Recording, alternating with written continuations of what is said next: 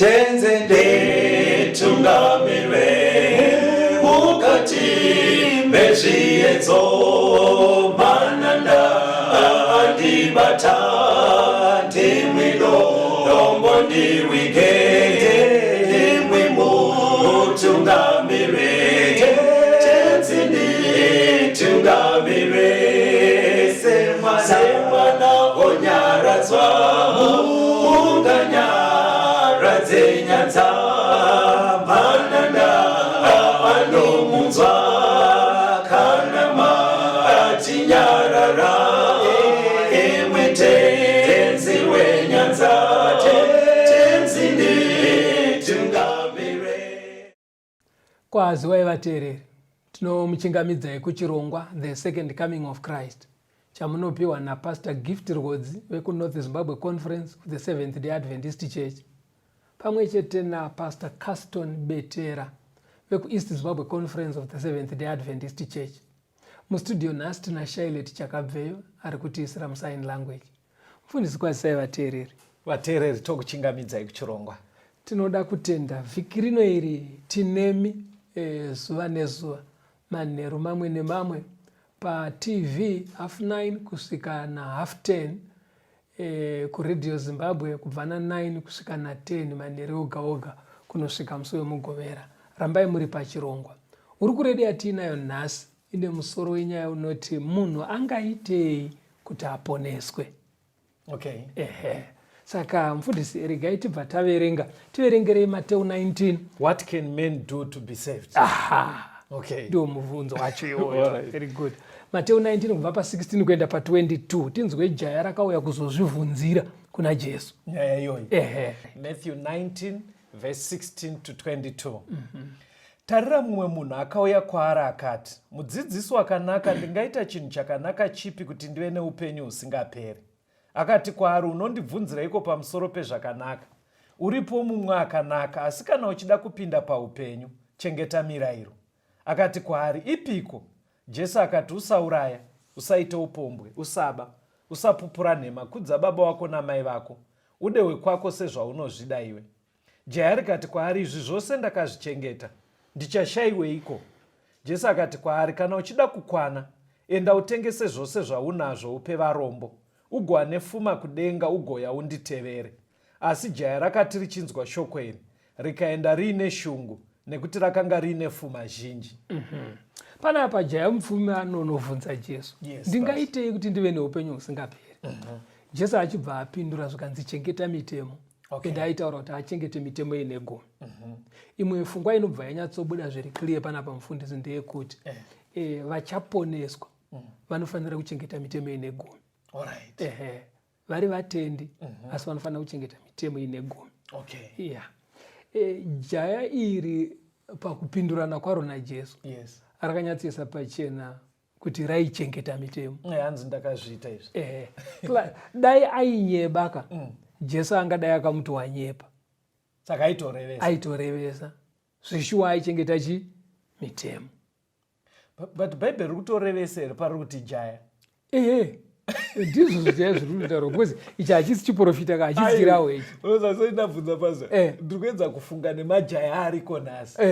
Kuti paite muzazvunza taurwera. Kwanzi jaya ika rati zvese ndaizviita zvimwe zvacho mazvinzwere. Zvekusaita upombwe. Kusaba. Asingabe. Achikudza vabereki. Achikudza vabereki. Asi asingaite upombwe. Right. Ndiri kureva kuti tikaenzanisa nemajaya ezvinezvi pastor. Kune nyaya. Panonetsa uyaive example. Mwari ngaabetsere vechidiki, ngatikopeiwo zvakanaka, ngatikopeiwo. Handitika. Jaya iri raishingaira. Because kuzera rechidiki munhu ari muyuthika kunoita kunge zvinonzi kunotenderwa kuti umboita zvivi zvese. Wozoti papaya wodzikama. Ndokuputa mbanje, kusateerera vabereki, kungopfeka chero, upombwe, kuba. Amino zvazvinoita famba yenyu pastor. Saka Jesu jaya iri manje ndobva razonzi kuti rikwane. Raifanira kutengesa zvese ufumi hwaro. Ropa varombo.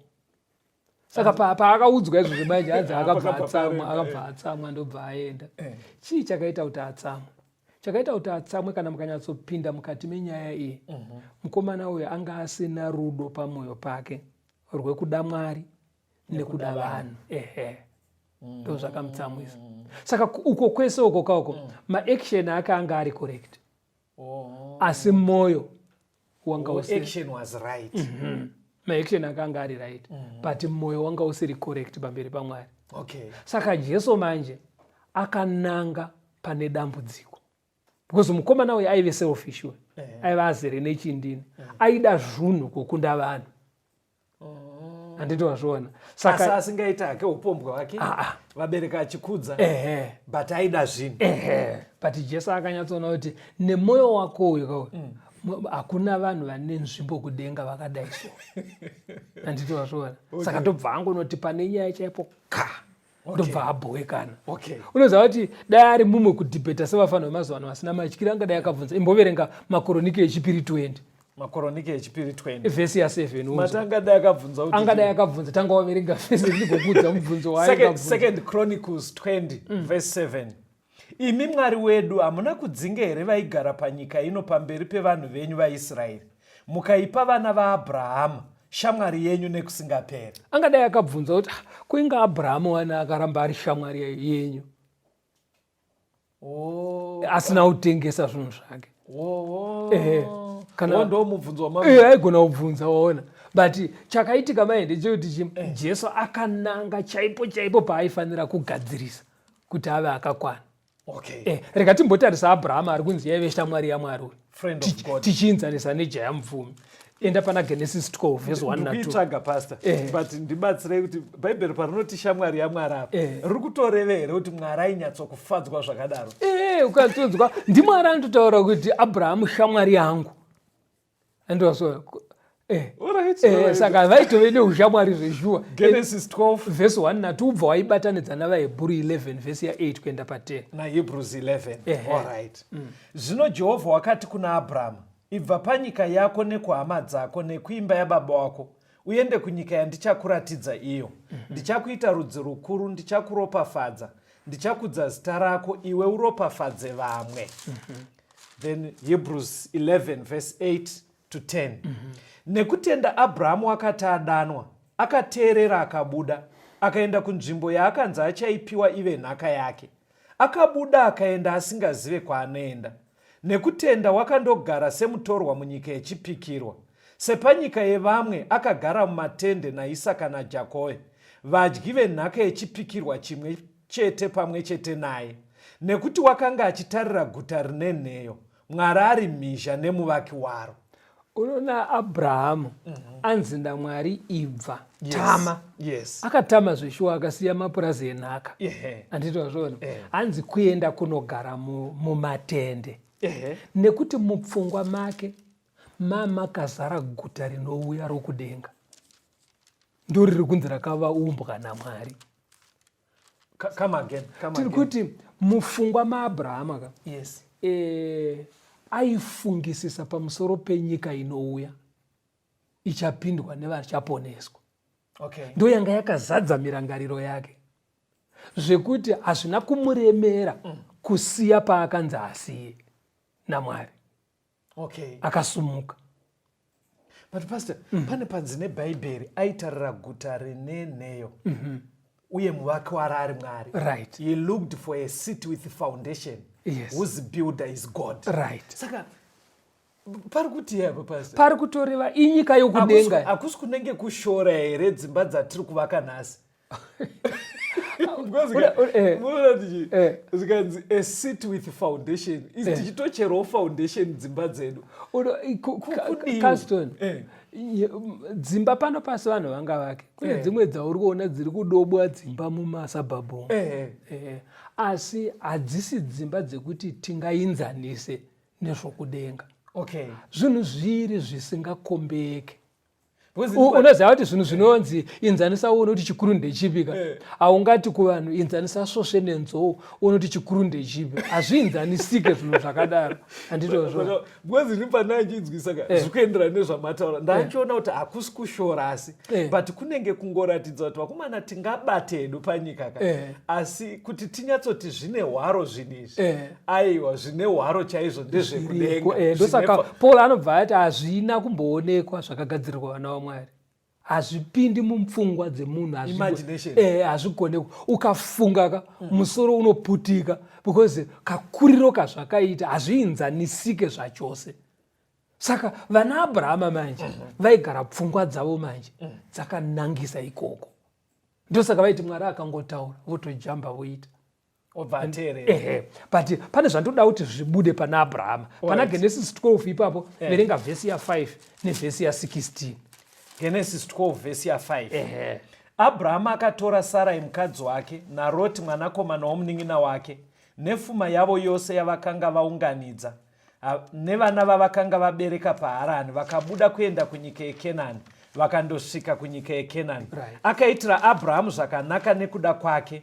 Waiva namakwai nemombe nemakono embongoro nevaranda nevarandakadzi nemakadzi embongoro nemakamera. Now Abraham panapa anonzi simuka. Osimuka. Ubva atora iye anga asina mwana asi anga aine mwana womunin'ina wake waigara naye Loti. Ndobva vamutora hanzi nevaranda vake asi hanzi akabuda nepfuma yake wanzwa ichitaurwa hanzi paive nemadhongi nemangamera zvese vakabva nemakwai ndobva vaenda. Enda pachapter 13 yaGenesis pane imwe pfungwa yandoda kuti ibude verse 2 neverse 4 kusvika pa7. Genesis 13 verse 2. Abrahamu akanga akafuma kwazvo mombe nesivheri nendarama. Kunzvimbo yeatari yakanga aitapo pakutanga Abrahamu akanamata zita raJehovha ipapo. naRotiwo iye wakaenda naAbhurahamu wakanga ana makwai nemombe nematende. Nyika ikasavaringana kuti vagare panzvimbo imwe nekuti pfuma yavo yakanga iri zhinji vakasagona kugara panzvimbo imwe. Vafudzi vezvipfuyo zvaAbhurahamu navafudzi vezvipfuyo zvaLoti vakaita nharo. VaKenani nevaPerezi vekenge vagere panyika iyo. Abrahama ari kunzi akanga akapfuma kwete zvemombe chete nehwai. Anga akapfuma aine sirivha negold handitwazvona. Saka anzi pavakaenda uko akanga arera Loti kayanga iri nherera akasiyiwa nomunun'una wake achibva. And Abraham karerero kake kakasiyana nevamwe akatora nherera yasiyiwa nebradha ndiye anenge kana ine chigayo ndiye anonogayisa uchigaya handitwazvona. Vana vake vachienda kuchikoro kana aine mombe ndiye anenge achikira achidzi mombe ndedzako idzi handitwazvona achidzichengeta asi vana vake vachienda kuchikoro. Abrahama haana kudaro manje akatora Loti nherera akamurera akamudimburirawo pafuma yake kusvikira Lotika apfuma zvekutokwikwidzana nababa mukuru. Zvekutoti varanda vaRotika vaitoitawo nharo nevaranda vaitoziva kuti isitiri vekwaLoti ava ndevekwaAbhurahamu votorwira ufuro. But nguva iya kuswe kuti munhu waitwa neranchi yese here paisakwana sei pastor because nguva iya ndofunga unenge anoona sei munyika matiri muno ndofunga unenge wapiwa the whole district right. Zvino ronza harisi kukwana vari kune ndo zviri kuratidza kuti kwakusiri kungonzi ndi mombe dzangu aiwa dzaya dzakawanda handitwazvona. Saka asi dzakawanda kudaro manje Abrahama haana unzi naMwari tengesa uende kwandiroda kuti uende. Jaya mupfumira anzi tengesa upe varombo. Ndopane nyaya yedu kuti Mwari kana achidedza vanhuka havarayire zvakafanana, anorayira zvakasiyana zvichienderana nezvaarikuverenga pamunhu. Ndakunzwa vateereri, manzwisiro andiri kuita mufundisi pavari kutipa chirongwa ichi vari kuedza kureva kuti dai kuri kwekuti tine mukana nhasi Mwari arapo womubvunza nhai Mwari inini ndingaitei kuti ndiponeswe. pastor vari kuedza kureva kuti kune vamwe vedu unogona kutonzitengesa Honda Fit yauinayo. Mwari anenge averenga kakubatikana kauri kuita neHonda Fit iyoyo. Ndizvozvo mumwe anogona kutonzitengesa foni kuti uende kudenga. Because umwe kafiti kako kanomuvhiringa akamuka panapa anokumhanya kumarondera kugirlfriend. Nekafiti kake. Unoziva kuti pane umwe murume so wokuti akataurwa murume yeso panhamo. Wakanyatsoona kuti kune vamwe vanhu so but jegesai kuateerera kuti hatisi kuti mota yeHonda Fit yakaipa. nyaya haisi paHonda. Muwangoti tamuenzaniso. Pane umwe muchinda aive neka 120 waye. Tumanisa njo. Kaive necarrier. Unoziva akarumbidzirwa kakaitwa murume yemunharaunda make. Nguva iyoyo. Because kwaifiwa aienda kuchipatara. Kunotakura kofini pakakeri yake 121 ndokaziva kakakeri yakachana because kofini inenge yautopfuurira so unoziva akachemwa so kunze hamenoti munomu tichavigwa nani. Unoziva kuti ari pamunhu wekuti akanotakura chitunhu anochaja mombe iye aitakura mahara vanhu vemunharaunda make. Asi umwe akangoita kamota akuita zvemagirlfriend hutsotsi mota yake inoshandiswa kuba nekubira vanhu. Saka Mwari manje kana akutaura vanhu tu ava uye anomusiya aine ka120. Zviri kubuda kuti Mwari kuponeswa kwatichaita vateereri pamwe pacho parida attention hazvifanane munhu nemunhu. Nekuti Mwari anoverenga patiri kubatikana anoona exactly parida adjustment neparida kubatsirwa. Jaya mupfumi ranzenda unotengesa shuwa zvabva zvaratidza kuti aibatikana nepfuma. Abraham paadedzwa haana kumbonzitengesa silver negold rako nemakwai ako auya ainazvo ende zviri kutoratidza kuti aisabatikana nazvo. Honai apungurirawo zvimwe kuna Lot. Fambai pastor. Ndoda kuti tiverenge katini tigonzwa kambo. Ingosiya waverenga Genesis 14 kubva pavhesi 14 kuenda pa24 kungoverenga bedzi. Inyaya yaAbraham. Inyaya yaAbraham kungoverenga bedzi tobva tanzwa kambo. Teererai vateereri. Zvino Abrahamu akati achinzwa kuti hama yake atapwa akarayira varume vake vakanga vadzidziswa kurwa vakazvarwa paimba yake vana 310 akavateverera kusvika paDhani. Akakamura varwi vake usiku iye nevaranda vake akavakunda akavateverera kusvikira paHobha riri kurudyi rweDhamasiko. Akadzosa pfuma yose akadzosawo Loti hama yake nepfuma yake nevakadziwo nevanhu. Ipapo mambo weSodhoma akabuda kundosongana naye pakudzoka kwake pakuuraya Kedhori raOmori namadzimambo akanga anawo pamupata weShave, ndiwo mupata wamambo. Melkizedheki mambo weSaremu akauya nechingwa newaini. Iye wakanga ari muprista waMwari wokudenga denga. Akamuropafadza akati, Abrahamu ngaaropafadzwe naMwari wekudenga denga, muridzi wekudenga nepasi. Mwari wekudenga denga ngaakudzwe, wakapa vavengi venyu mumaoko enyu, akamupa chegumi chezvose. Zvino mambo weSodhoma akati kuna Abrahamu, ndipe vanhu iwe utore hako pfuma. Abrahamu akati kuna mambo weSodhoma, ndakasimudzira ruoko rwangu kuna Jehovha Mwari wekudenga denga, muridzi wekudenga nepasi, kuti handingatore ruchinda kana rukanda rweshangu kana chimwe chezvinhu zvenyu, kuti murege kuzoti ndini ndakafumisa Abrahamu. Ina handida hangu, asi zvakadyiwa nemajaya chete nemugove wevanhu vakaenda neni, vana Aneri naEshkori naMamura, ngavatore migove yavo. Tiregai timbonzwa kambo tigoya tosumudzirai papa vateereri. Okay.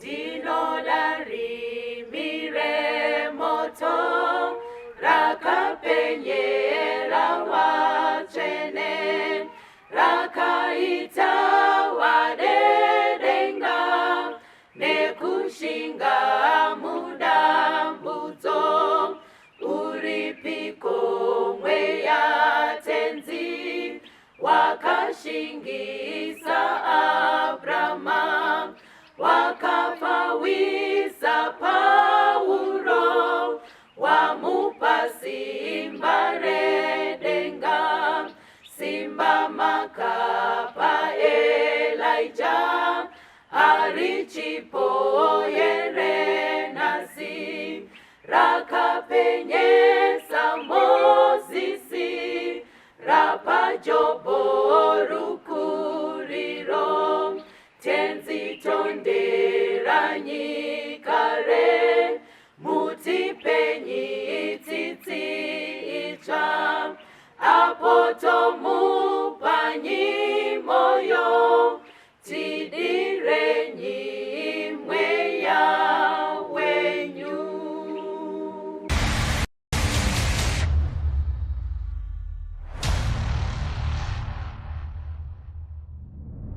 Tinomuchingamidzai vateereri tichienderera mberi nehurukuro yedu. Munhu angaitei kuti aponeswe? Tanzwa jaya mupfumi achinzi ndaunotengesa zvese kuti ukwane. But isiri kutarisa Abraham yaive shamwari yaMwari. Haana unzitengesa. Pandima yataverengai kuna Genesis 14. Handiti zvazvaitika muSodhomu wangu asikokeptwa. Kune hondo yange yauya yemawo madzimambo. Madzimambo akauya ari 4. Ndobva vasikokunda madzimambo ekusodhomu. Right. Lot anga amusodhomu. Ndobva aendwa naye. Right. Ndopanzi neBhaibheri Abrahamu paakanzwa kuti mwana womunin'ina atorwa. Right. Akabva ateera. Yes. Ndopanzi Abraham manje kuratidza kuti anga asiri munhu mudiki. Hanzi vakomana vake vashandi vepamba pake vaive 300. Vavakatotrenwa kurwa searmy. 300 vashandi varanda vake vakatotrenwa searmy.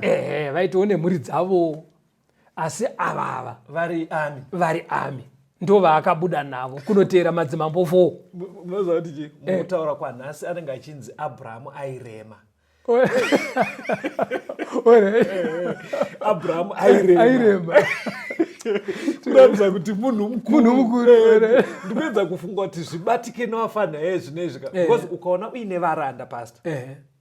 Even imi muatereri vamwe venyu mune maplots nemafarms. Uine mafarms, vamwe unenge uine chikoro futi, uine creche nemamwe mabusiness. But kutaura chokwadi ukaona paakubuda vashandi vaunongoisa parutivi 300. Vongomirira defense yako yato army.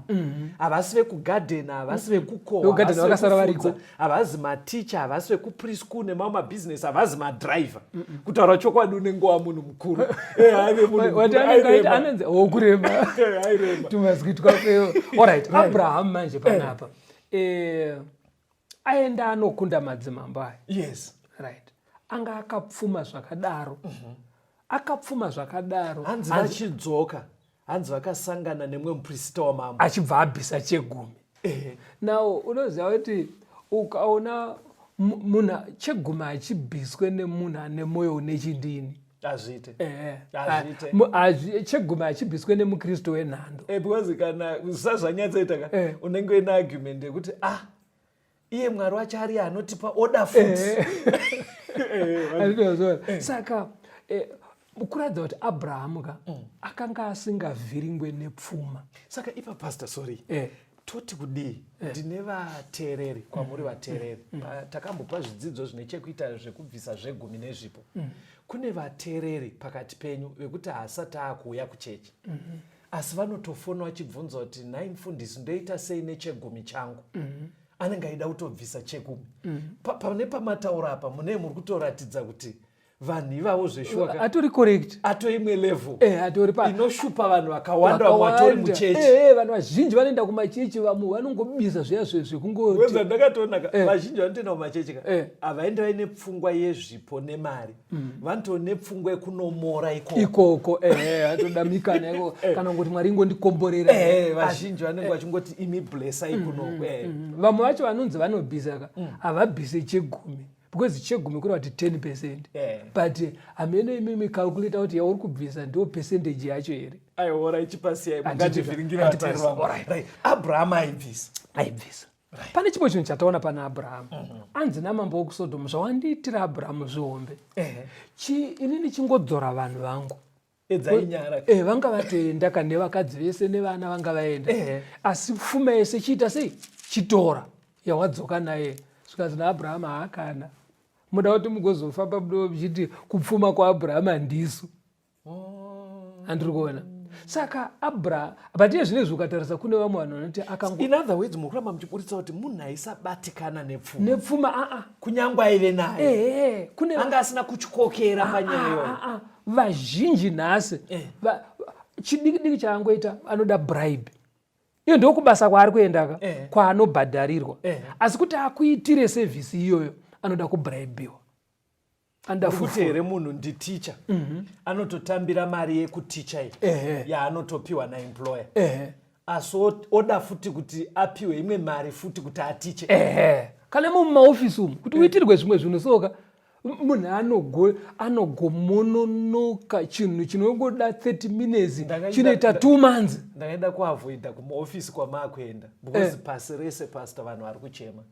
Zvamuri kutaura zvebribe izvi kana zvaakutaurwa maitikira zviri kuita eti malevel makuru zvinoputirwa nevari kuti corruption. Chinosuwisa ndechekuti vanhu vari mumaofisi mumadzize n'anga newaroi awaroyeba vanhu vanotoenda kumachechi asi haaite zvaakafanira kuita kusvikira apiwa mbijana. Ende unotonzwa vafanira vachikutaura futi kuti pakuti itobuda mukuru munongoziva zviriko mazuva andivazvovana vana Abrahama vaisafamba nezvemazuva iwayo. Kune vanonyepera zvinezvi kuti ari anoita unzwa iti ora ndichambokutraira but ungoti manje muofisi macho mune muchinda munyowana arimo saka apa ndombotraya ndongoona kuti zviri sei. But iwe ingofanira kugadziriro something in case anogona kuzotaura. Ndo zvauraya nyika manje izvozvo handiti wazvona. Zvino Abrahama akaramba angati ingobhadhara vakomana vandaenda navava nezvakadyiwa kuhondo. Saka pastor kana ndiri kufolowa tiri kuti ungaita sei kuti uponese. Saka muri kurehera kuti type yakaita saAbraham hapana need yekuti anzi naMwari iwo kuti uponeswe bvisa chego. Saka kurahera kuti vamwe vanhu Mwari akavatarira tomboti munhu awana mukana oenda pamberi paMwari oti koinini mambo ndauya ndingaitewo ndiponeswe kuti kuna anogona kutonzi ndinobvisa chego ationi ko ndopane dambudziko rake.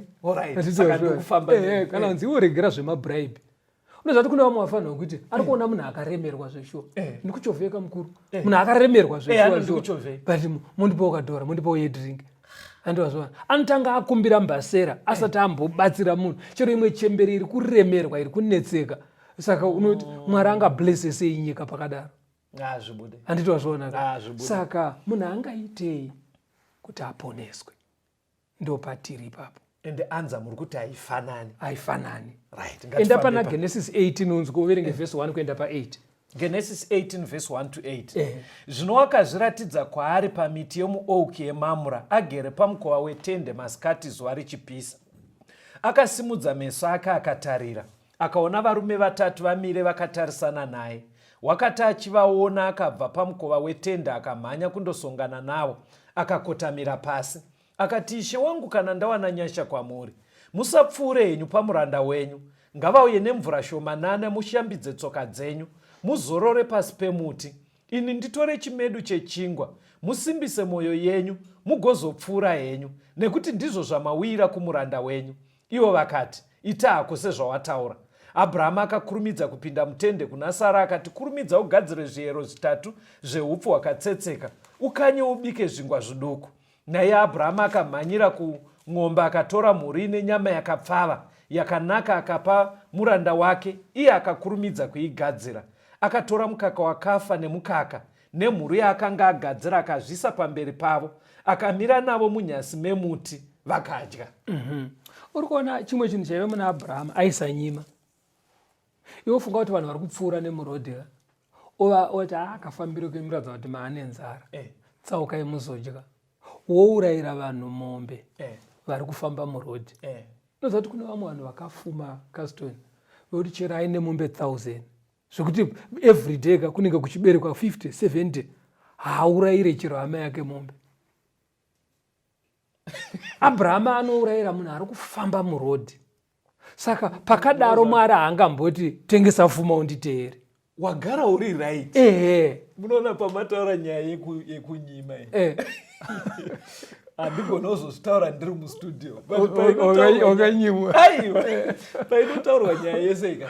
Inoramba ichitenderwa panyaya yaAbhurahamu zvaakaita izvi. Ende vanenge vachitati madhibheti mumaraini vanopedzisira vakukonkluda kuti zvakaitwa naAbhurahamu ndozvinova rume wakawanda. Vakadzi vanonyima. Uzofunga kuti havabikire vanhu. Zvekuti handi zvaso chimiro chacho. But ndofunga iri kutodzoka even kunana mai mudzimba chaivo. Kuti unoona achitandara nemunhu agotandara nemunhu. Zvekuti baba wakazosvika achiti mabikirwe ere sadza. Unozoona baba wanotorwa pasaidi. Onzi mama muchibvunza kuti wabikirwa sadza mufana ndingagare nevanhu vasina kudya. Apo vanenge vasina kutodya zvichwa. Munhu uchirira nenzara. Vana mai vazhinji eri yekunyima havadi kutsurwa. Havadi but pfungwa yandabata apa. Abraham zveshuwaka kuarea uko hapana paangadzitengesa mombe dzako. Because mombe dzacho aparoti. Nazvonaka paada kupiwa mari namambo aramba. Chegumi abvisa. Muenzi waari kupfuura waasingazive amuurayira mombe. Isi tichitonetseka nehuku chaivo. Kunyima hanzvadzi yemurume waunoziya kuti handitete mevha ongoya humuurayire huku chaiyo zvinouya akauraya mombe kuurayira munhu. Unopaita sei kuti kuri kupisa ukufanira kuvapa dringi but dringi riripo nderevanhu vechikoro. Mabva maseka katifambeiaatimuone tumarizini tine vanhu tinoita kuti vanyime vanhu. Anoona senge inobva yashota. Ati mangosarari vanhu vechikoro. Saka orai ngatifambe Job 1 verse 1 to 3 wobva waverenga ne42 yaJob verse 10 ne42 yaJob verse ya 10 verse ya 10. Job chapter 1 verse 1 to 3 nechapter 42 verse 10. Kwakanga kuine munhu panyika yeUzi wainzi Job. Munhu wakanga akakwana akarurama. Waitya Mwari achinzvenga zvakaipa. Iye wakaberekerwa vanakomana vanomwe nevakunda vatatu. Uye pfuma yake yakasvika makwai ane zviuru zvinomwe namakamera ane zviuru zvitatu nemombe dzakaringana majoko ane mazana mashanu namakadzi embongoro ana mazana mashanu nevanhu vazhinji paimba yake. Naizvozvo munhu uyu wakanga ari mukuru pakati pevana vamabvazuva. Job 42 verse 10. Jehovha akashandura kutapwa kwaJobho nguva yaakanyengeterera shamwari dzake. Jehovha akapa Jobho zvaakanga anazvo pakutanga kaviri. Urikuona Jobho akanga akapfuma. Jobho panyika yeUzi was the richest. Munaunzwa zvandaverenga. Vateereri manzwa here. Hanzi aive ne7,000 sheep. 3,000 camels. Right. Zvikanzi mombe dzaairima nadzo dzaibopwa pamajoki 500. Kureva kuti madhonza aya 1,000. Zvikanzi aive nemakadzi embongora 500. Saka urikuona kana zvichinzi zvinone aiwa hazvinetsi. Vamwe vanotaura vanoti makamera ndo yanga iri transport ndozvekuwaisa luggage yese. Sekuti toti marori mazuva ano magonyeti onzi 3,000 magonyeti 3,000. Madhongi ndo ekusunga pazvikochikari ka zvino kana uine 500 ekubereka bedzi kuradza kuti tumota tuduku handiti zvaona. Saka vanga vasiri vanhu vekutamba hanzi nevaranda nevanhu hopo. Munhu iye chakonzera neMwari akazomudzorera zvapetwa kairi kureva kuti akapedzera ane makamera 6,000 dzekubopa dzakapedzisa dzaa 2,000. Ship dzakapedzisa dzaa 14. Magonyeti macamels akapedzisira 6,000. Right. Chakaita kuti Mwari amudzosere manje chiri kutaurwa panapa. Hanzi akadaro aitya Mwari achinzvenga zvakaipa. Unoziva kuti vamwe akangopfuma bedzi uipe hwese unoungana paari haachabve kumamai ekumaraini. But vana Jobho manje saka Mwari hagoni kuti kuna Jobho tengesa izvo nditevere because hari correct ainazvo. Ende maona kuti pazvakamboparira payakatoti Jehovha unopa Jehovha ato. Kurodza kuti hana umbobatira. Saka pamunhu akaita saJob kwekuti aenda kuna Mwari oti ndingaitei kuti ndiponeswe, definitely angambonzitengesa because kuri right akanganiswe nepfuma yacho. Right. Regera tinoona umwe muenzaniso. Enda pana John 3 verse 1 to 5. John 3. Munhu angaitei kuti aponeswe.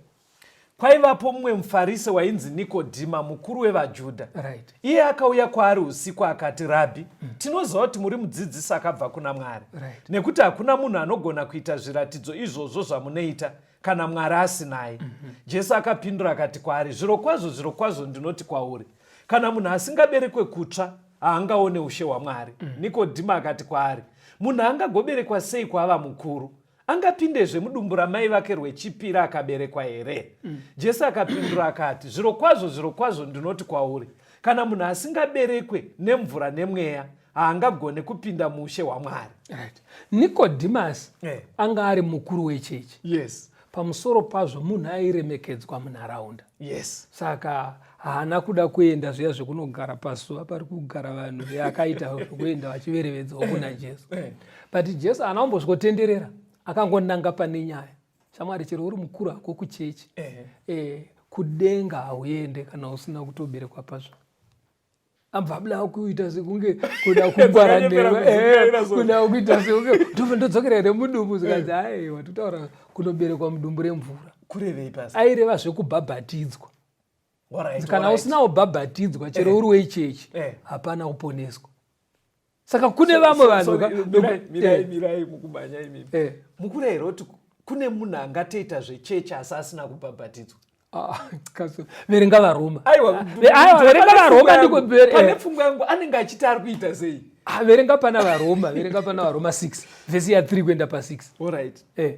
Kwamuzive here kuti isu takabhabhatidzwa muna Kristu Jesu, takabhabhatidzwa murufu rwake. Naizvozvo pakubhabhatidzwa takavigwa pamwe chete naye murufu, kuti saiye Kristu akamutswa kuvakafa nekubwinya kwaBaba, saizvozvo nesuwo tifambe muupenyu hutsva.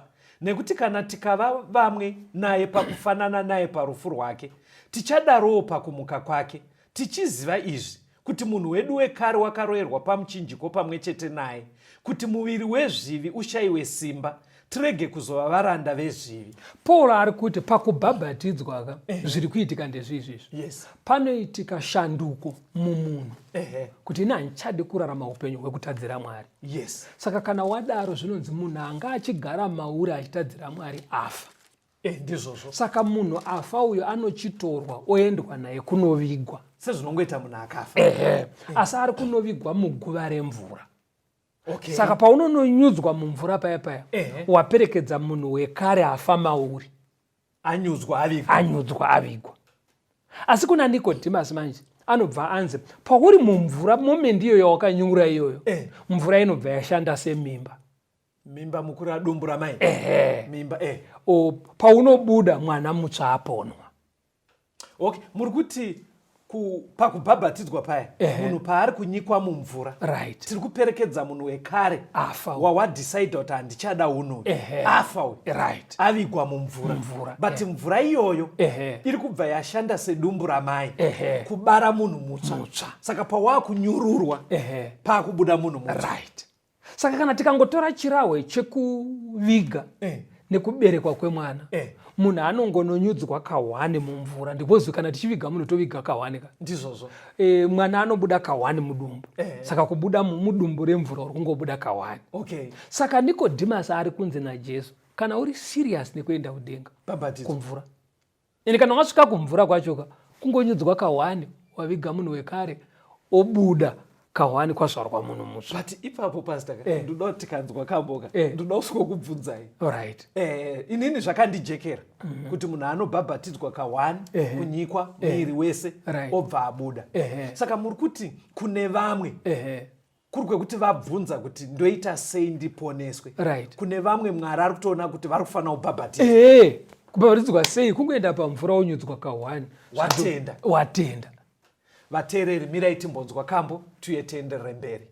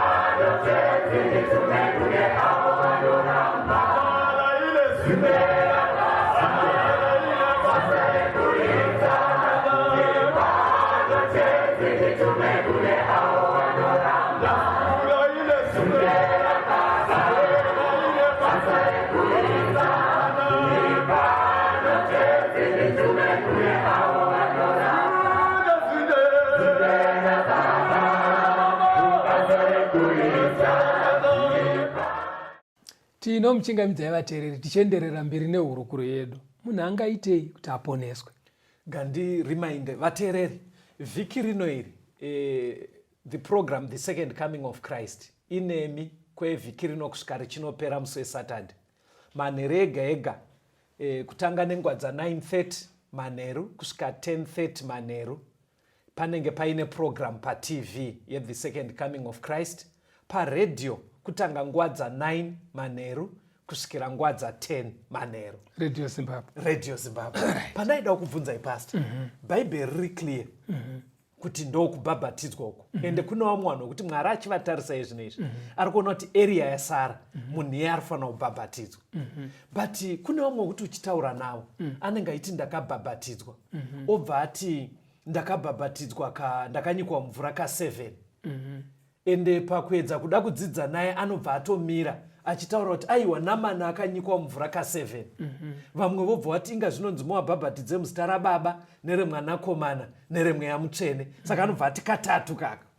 Muchidimbu mungangopindura sei? Namani ka haana kunzi enda unobhabhatidzwa, yaive nzira yekuporeswa yaakarayirwa nemuprofita kuti maperembudzi apere, yenge isiri baptism. Yanga isiri baptism. Right. Saka kunyange vamwe achiti chitema maperembudzi, asi kubhabhatidzwa kune clear instruction yakapiwa.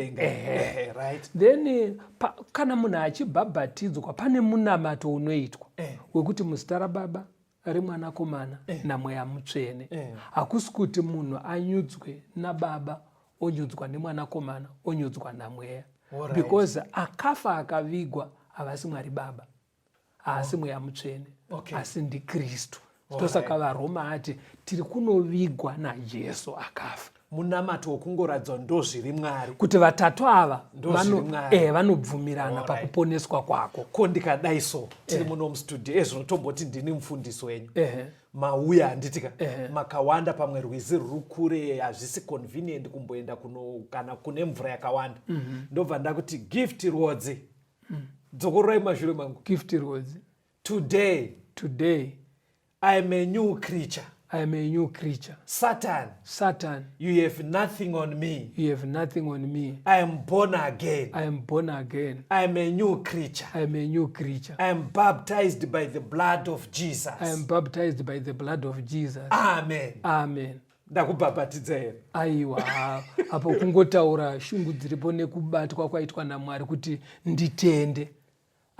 Ropa raJesu Yesu rinoshanda tisingaone, asi rubhabhatidzo idanho rinofanira kuzadziswa rekuenda pamvura. Verenga pana mabasa 2. Ndikupa verenga chandazvitaurira zandati mutedzera. Ndachitedzera imi wafundisi. Ndimi munotidaro mobva matoti mabhabhatidza. Saka ndanyatsokukuitisai zvamunotiitisawo. Kana mufundisi akakanganisa hazviroti zvaacorrect. asi maona ndakutaimiraika ndanyatsoita zvamunotiitisa chaizvo but zvichisiyana nebhaibheri. Chiverenga custody mabasa 2:37 na 38. Acts 2 verse 37 na 38. Zvino vakati vachinzwa izvozvo vakabayiwa pamwoyo vakati kuna Petro nekune vamwe vapostora, varume hama tichaiteiko? Petro akati kwavari, tendeukai mumwe nemumwe wenyu abhabhatidzwe nezita raJesu kuti mukanganwirwe zvivi mupiwe chipiwa chemweya mutsvene. Right. Vaparidzirwa apa vadzamirwa neshoko. Yes. Toita sei zvikanzi tendeukai? Kutendeuka kuzvimisira mukati mefungwa, mukati memwoyo. Kuti handichadi mararamiro aya anopesana naMwari. Ogashira Jesu samuponesi. Hanzi muchibva manobhabhatidzwa kuti muregererwe zvamakatadza kudhara. Yes. Handi mapabataka. Saka idanho rinofanira kuzadziswa. Saka kune vamwe wokuti akanga achifunga kuti ndingaita sei kuti ndiponeswe. Mwari anoona kuti chasara pauri kubhabhatidzwa. Kuti uregererwe zvawakatadza izvo, wotanga chapter chinyowani.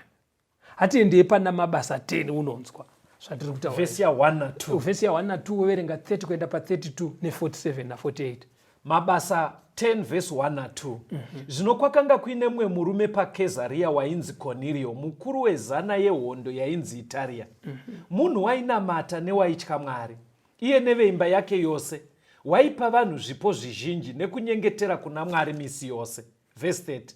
Cornelio akati, ava mazuva mana kusvikira nguva ino, ini ndakanga ndichinyengetera mumba mangu nenguva yepfumbamwe. Ipapo ndikaona murume amire pamberi pangu ane nguo dzinopenya. Akati, Cornelio, kunyengetera kwako kwanzikwa nezvipo zvako zvarangarirwa naMwari. Naizvozvo chitumira vanhu Jopa, udane Simoni unonzi Petro, unogara mumba maSimoni musuku wematehwe pagungwa. Verse 47 na 48. Kuno munhu here ungadzivise mvura kuti ava vapiwa mweya mutsvene sesu varege kubhabhatidzwa? Zvino akarayira kuti vabhabhatidzwe muzita raJesu Kristu. Ipapo vakakumbira kwaari kuti ambogara mamwe mazuva. Cornelius anga ari musoja, aitova komanda hanzi aive mukuru.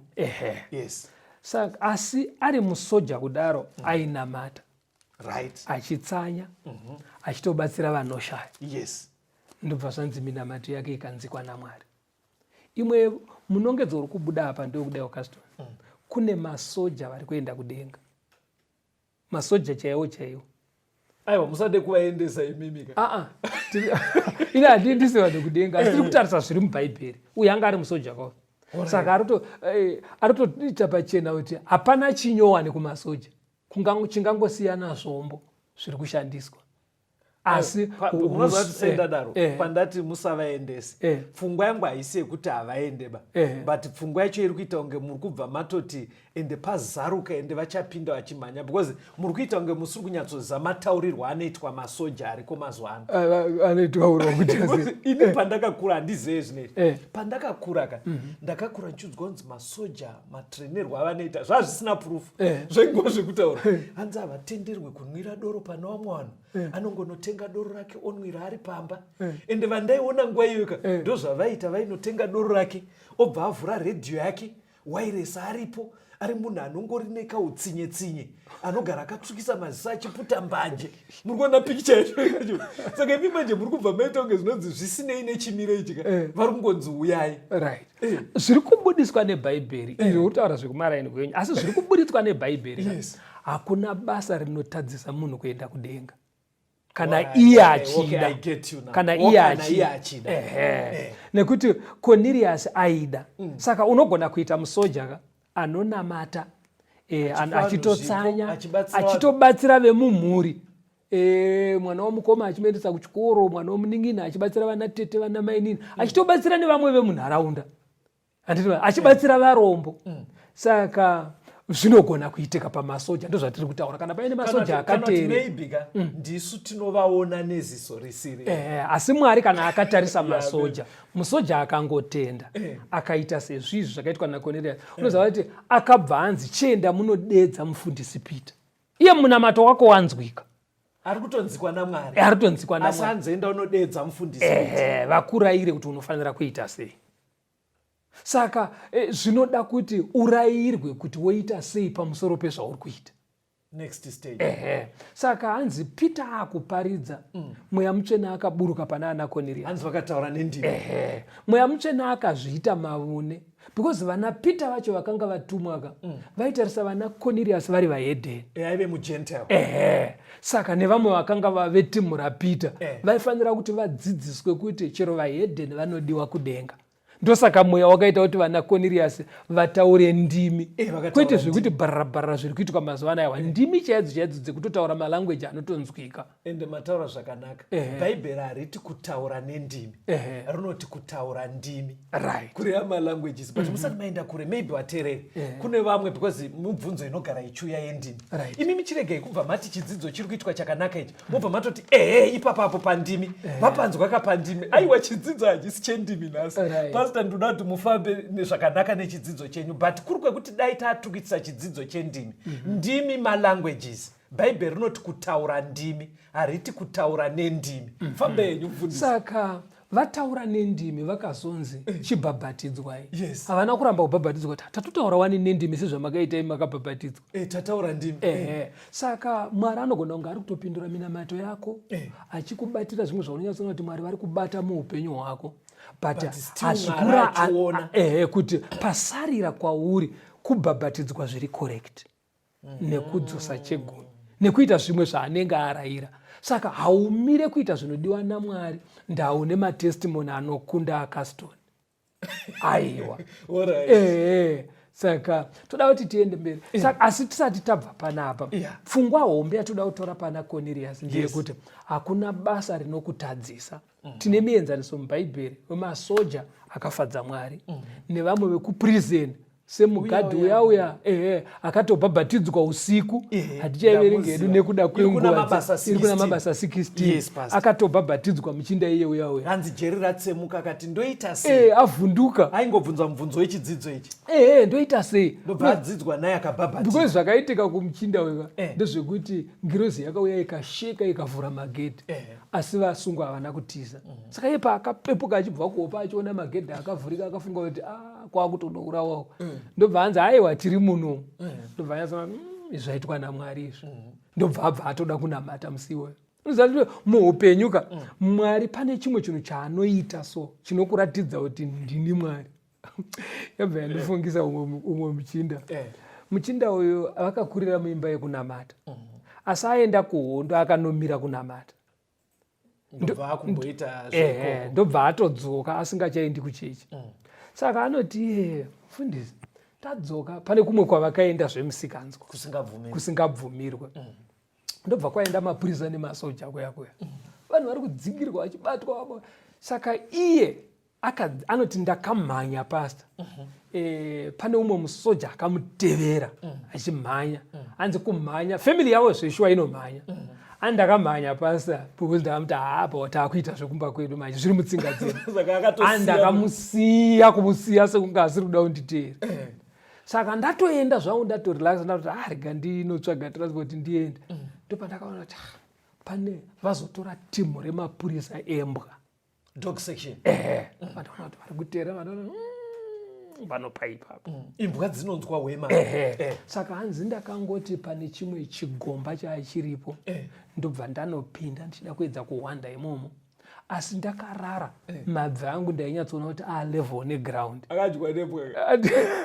Hanzi saka zvandakaita manje ndakati Mwari mukandipunyutsa panapa ndinodzoka kuchechi. Akazi zvaive nechechi. Aikazi.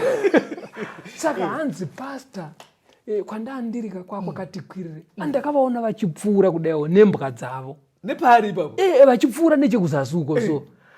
Ko imbwa dzinounzwa sumisumeo here wema. Kana Mwari anokuratidza simba rake. Hanzi ndakangobva ikoko ndichidzoka kuchechi. Ndosaka ndiri muchechi pastor. Saka Mwari ane kushanya kwaanoita muupenyu hwevanhu. Right, toda kuti tiende pamberi kacho. Enda pana John 1:38 kuenda pa40. John 1:38 to 40. Jesu akatendeuka akaona vachiteera.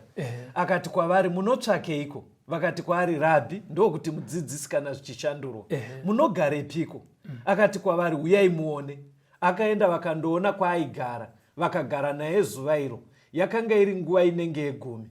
Mumwe weivava vaviri vakanga vanzwa Johani wakamutevera. waiva Andreas munin'ina waSimon Petro. Ndivana Andrew naJohana. Yes. Handiti wazviona. Vati munogara kupimi? Varikubvunza Jesu. Zvikanzi uyai muzoona. Chienda pana Luke 9 unzwe pa 57 na 58. Luke 9 verse 57 na 58. Zvino akati vachifamba munzira, mumwe munhu akati kwaari, ndichakuteverai pose pamunoenda. Jesu akati kwaari, mhungubwe dzine mwena neshiri dzekudenga dzine matendere, asi mwanakomana womunhu haana paangatsamidza musoro wake. Vana Andrew vati munogara kupi? Yes. Ndobva vanzi uyai muzoona. Ndobva anovaratidza kwaaigara. Uyu haasi Judhasi here. Uyu kauyu mazwi aya akataurwa umwe wevanhu vakaudzwa semashoko iwaya ndiJudhasi. Asi toda kuti uone kuti nemhaka yei Judhasi akaudzwa mashoko aya. Vana Andrew vakanzi uyai muzoona. Judhasi onzi shiri dzine matendere, makava ane mwena, but ina handina mwena. Verenga John 12 unzwe vhesi ya 3 kuenda pa 6. John 12 verse 3. Zvino Maria akatora paundi yamafuta enado ane mutengo mukuru, akazodza tsoka dzaJesu, akapisika tsoka dzake nebvudzi rake. Imba ikazadzwa nekunhuhwira kwamafuta. Ipapo mumwe wavadzidzi vake, Judhasi Iskarioti, wakanga achazomupandukira, akati, mafuta aya akaregerereko kutengeswa nemadhinari ane 300 akapiwa varombo. Asi haana kureva izvozvo kuri kwekurangarira varombo, asi nokuti waiva mbavha, waigara aine chikwama achisiba zvaiiswamo. Judhasi akanyunyuta kuti pawaistwa panapa tingadai tabatsira varombo vazhinji. Kutaurawo kwakuzi kwekuti aida kubatsira varombo. Ari kutosvotwa kuti ndashaya mukana wekuba, because dai yauya muchikwama ndaibawo yakawanda. Saka ndo zvinotsanangura manje kuti paakati ndodawo kuteera ndiuye kumba kwenyu. Akanzi hakuna kana mwena kana dendere. Hakuna chinhu. Saka ufunga kuti ungaite mari kuno kwakuna. Kuna vamwe vanhu vanouya kuchechi kuzotsvaga mikana. Vane zvinhu zvavanoziva, ndikaenda kuchechi ndinobenefita zvakati. Saka Mwari kana achitaura nevanhu vakadaro, tomboti vauya kuna Mwari votiwo isu tingaitewo tiende kudenga. Naranga tichi. Anditi vazvoona. Mwari ndopaanotaura kuti aiwa shiri dzine matendere, makava ane mwena, kuno hakuna mwena yenyu. Ari kutaura zviri pamwoyo penyu, muri kuda kuingira mabenefits kuzonamata. Anditi vazvoona. Chawavinga hakuzi kuenda kudenga. Kuda kuti uroorwe. Kuda kuti uroorwe, kuda kuti uroore, kuda kuti ungowana mari yechingwa. Andivazvoona. Saka Mwari anopindura vanhu zvakasiyana siyana. Pamubvunzo wekuti ndingaita sei kuti ndiponeswe. Anza dzacho dzakasiyana. Ukatarisa Nikodhimasi anonzi enda unoberekwa patsva, enda unobhabhatidzwa. Asi gororo pamuchinjikwa rati mundirangarire, Jesu anoti tichavetese muumambo hwangu. Handiti wazvoona ka? Handiti paya munoziva kuti aisara kuti musiwoyo. Anga asingarewo musiwoyo. Aingoti ndiri kuzvitaura nhasi kuti tichavatese muushe hwangu. Saka nekuda kwekuti gororo ranga risisina mukana wokuburuka kunobhabhatidzwa, harina unzi enda unobhabhatidzwa. Nikodhimasi ndiye anonzi ane mukana. Saka Mwari kana akatitarisa, kune vanhu vachaponeswa vasina kuita zvaunofanira kuita iwewe. Vanhu vakasiyana. Kune varume, madzimai, vabereki nedzimwe hama vakasvika pakufa vachinamata kaitiro kauri kuita. Zvekuti pavachamuka vachienda kudenga. Asi iwewe uchinzi denga kwete. Iko kunamata kwakafanana. Chikonzero iwewe wawana mikana yakadarika yavo nekuzarurirwa kwakadarika kwavo. Manje vamwe mai ndaona nguva dzedu dzapera. Ndambodzidza navo pane imwe nguva. Vanyatsoona kuti chokwadi chaMwari chiri kufana kuvaisa pachitendero chimwe chisiri chavaive. Vakapedzisira nditi manje ndo chechi yandakasiwa naarume angu. Pfungwa yavo yaive yekuti zvinozoita here kuti tisiyane nemurume. Murume anga akatofa pasi. Saka iwoka hauti murume wangu paakafa tatiri mufirst year kucollege, saka ndogumira mufirst year. Aiwa unosara wopedzisa kadigiri chero murume afa. Aiwa chioneka vateereri pasi. Vateereri. Vamwe vangada kutaura nesu padzinhare. Tibatei, tumirai mameseji 0774 651 181. 0774 651 181. Kana kuti 0716 452 086 0716 452 086. Mwari ave nemi, tisangane muchikamu chinotevera. Tenzende tungamire mukati mezviedzo mananda andibata ndimwino dombo ndiwike ndimwimo tungamire tenzindi tungamire semwana onyaradzwa unganyaradzwa nyanza mananda anomunzwa kana matinyarara emwete tenzi wenyanza tenzindi tungamire aponda svika nyanza mananda vondishisa andichienda zororo ndotsamira ku